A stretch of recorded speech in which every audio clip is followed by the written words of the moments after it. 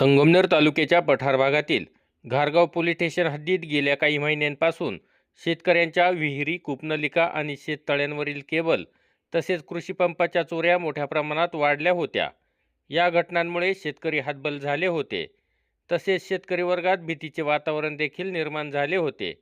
या प्रकरणाची घारगाव पोलीस ठाण्याचे सहाय्यक पोलीस निरीक्षक हेमंत थोरात यांनी गांभीर्याने दखल घेत पोलीस हेड कॉन्स्टेबल बाबू गोडे, प्रमोद गाडेकर, सुभाष बोडके, सुरेश शेळके, अनिल भांगरे, महादेव हांडे, चांगदेव नेहे, चंद्रकांत मेढे आदींचे पथक तयार करत तपासाची चक्रे वेगाने फिरवली व 3 आरोपींना ताब्यात घेतले।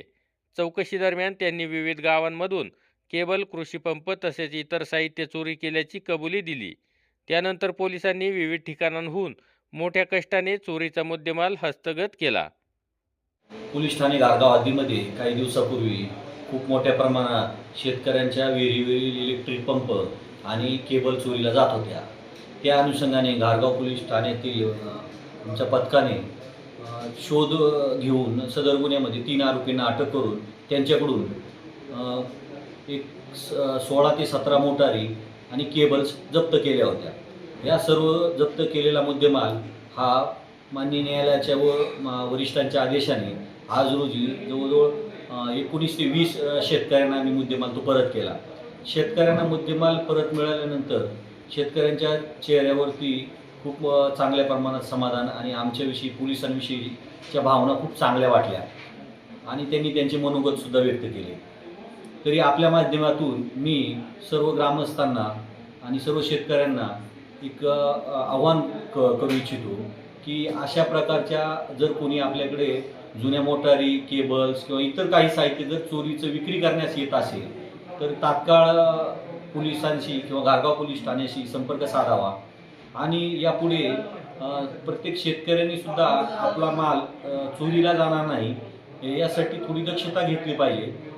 कोणी अनोळखी इसम किंवा असे फेरीवाले, विक्रीवाले असे जर कोणी अनोळखी दिसत असेल तर त्यांचे तात्काळ फोटो काढून घ्यावे, मोबाईलद्वारे त्यांचे फोटो काढून घ्यावे, त्यांना इथं येण्याचं कारण विचारावं। म्हणजे प्रत्येकाने जर पोलिसाची थोडीशी भूमिका जरी निभावली तरी इथून पुढं चोऱ्यांचं प्रमाण आपल्या घारगाव पोलीस ठाण्याच्या हद्दीमध्ये खूप कमी, नगण्य असं राहील आणि चांगल्या प्रकारे आपण सर्वांनी जर सहकार्य केलं तर त्याच्यामध्ये ह्या अशा प्रकारच्या घटनांना आळा घालण्यास घारगाव पोलिसांना खूप चांगल्या प्रकारे यश येईल।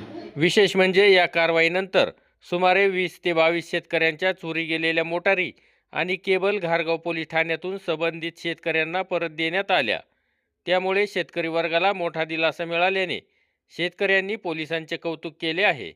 इलेक्ट्रिक मोटरी आणि केबल ज्या चोरी गेल्या होत्या त्या सर्व मोटरी आणि केबल घारगावचे पोलीस स्टेशनमधून सर्वांना परत मिळालेले आहेत।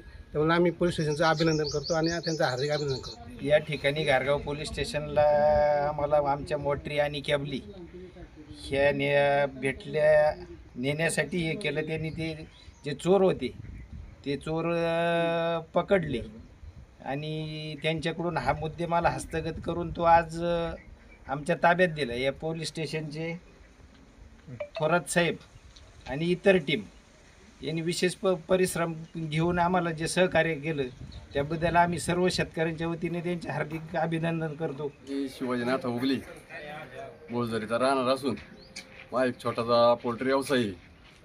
त्यातून पहिली एकदा मोटर गेली होती पण मी त्यावेळेला NC दिली नाही साहेबांना, म्हटलं काय भेटतच नाही तर काय NC फायदा। पण आता ज्या वेळेला माझी मोटर गेली आणि आम्ही सगळे शेतकऱ्यांनी एकदम म्हणजे त्यांच्या एकदमच मोटर गेल्या। एक 10 तारखेला गेल्यानंतर लगेच 8 दिवसामध्ये परत 3 मोटरी गेल्या। मग आम्हाला एकदमच चिडल्यागत झाला। आम्ही आंदोलनाचा इशारा केला होता। आपली शिवजयंती असल्यामुळं साहेबांनी एक आम्हाला सांगितलं, आम्हाला शिवजयंती बुवा तुम्ही जरा हे करा, सहकार्य करा आणि आंदोलन तुमचं हे करा, म्हणजे उपोषण रद्द करा।